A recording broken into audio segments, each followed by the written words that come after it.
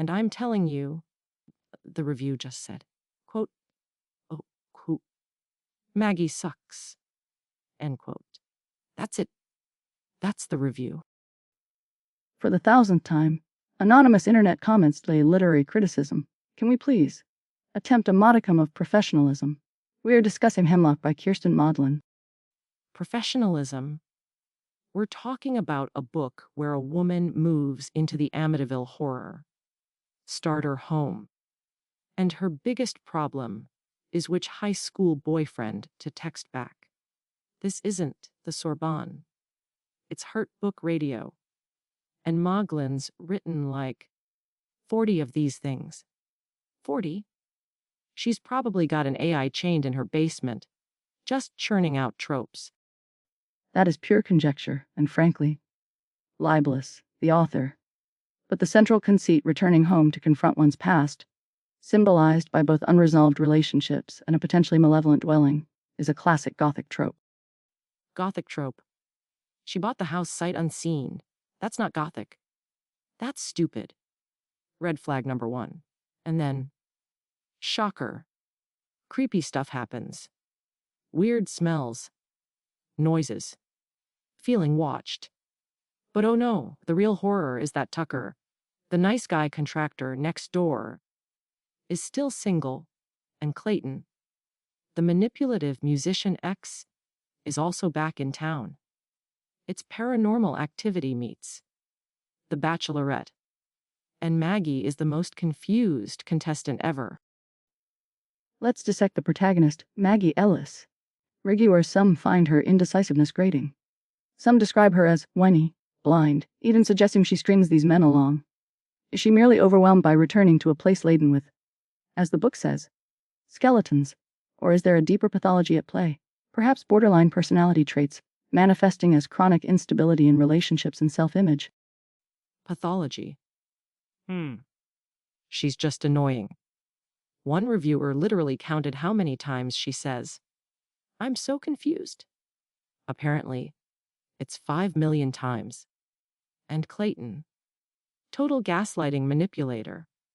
He reminds me exactly of my ex Gary, the bass player who claimed his cat wrote his lyrics. Total commitment faux blueser. Who suddenly wants you back the second someone else does. He's engaged to someone else, but sniffing around Maggie, cancelled. While Clayton certainly presents as the archetypal bad boy, with narcissistic tendencies, Tucker isn't without his flaws. The nice guy trope often masks deep-seated insecurities or even passive aggression. Why is he still fixated on Maggie after 13 years? Is it genuine affection? Or a refusal to move past adolescent fantasy? One reviewer hilariously noted he sucks too for being hopelessly in love with a whiny idiot. Okay, fine. Maybe Tucker needs therapy. But at least he's not Clayton. And Maggie just flits between them, like a moth drawn to 2 equally dim porch lights. And don't get me started on the fake dating plot line. Who does that after high school? It's emotional terrorism. Which brings us to the crux of the matter. Is this book actually any good? The reviews are violently polarized. We have 5-star raves calling it a chef's kiss, readers devouring it, praising the twist that left them, mouth hanging open in shock. Then we have the AI-generated tropes all mashed together, camp. And the I want my Audible credit back crowd. That's real pain. Real, relatable listener agony.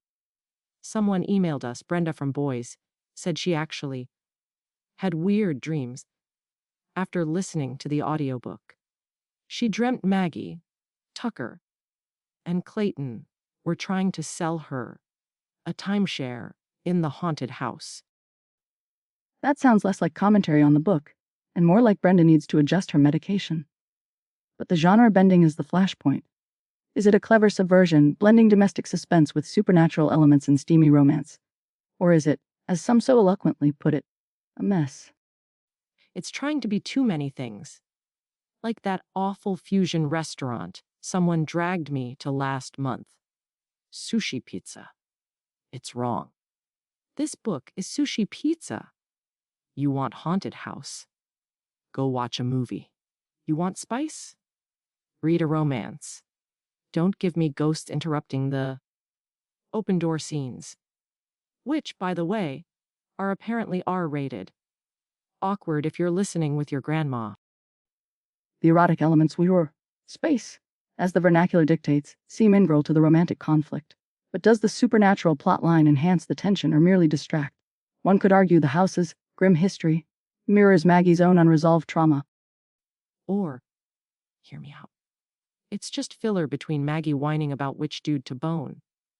If Maggie were a sandwich, she'd be just 2 slices of white bread, utterly bewildered about whether it wants ham or turkey, while the plate beneath it is possibly possessed by demons. That is a uniquely unhelpful analogy. Even for some, a life analysis of, say, our discussion on the Gilded Cage, where some interpretations of the protagonist's motivations were demonstrably absurd. Oh, here we go, mister. It's a metaphor for capitalism. Couldn't handle that I thought the Duke was just a creep. This isn't that different. Maggie's making terrible choices. Let's rate it, using that inevitably ridiculous system. Okay. Hemlock by Kiersten Modglin. I give it 2 out of 5 confused ghosts who just want the love triangle to end already. It was messy. Maggie drove me nuts. But I kind of wanted to know who she picked. Sue me. Predictable. I award it 4 out of 13 years of arrested development. The premise is intriguing, the execution is clumsy, the characterization is paper thin, but the sheer audacity of the mashup warrants a grudging point. It fails, but it fails with flair, unlike some Gilded Cage theories. Whatever.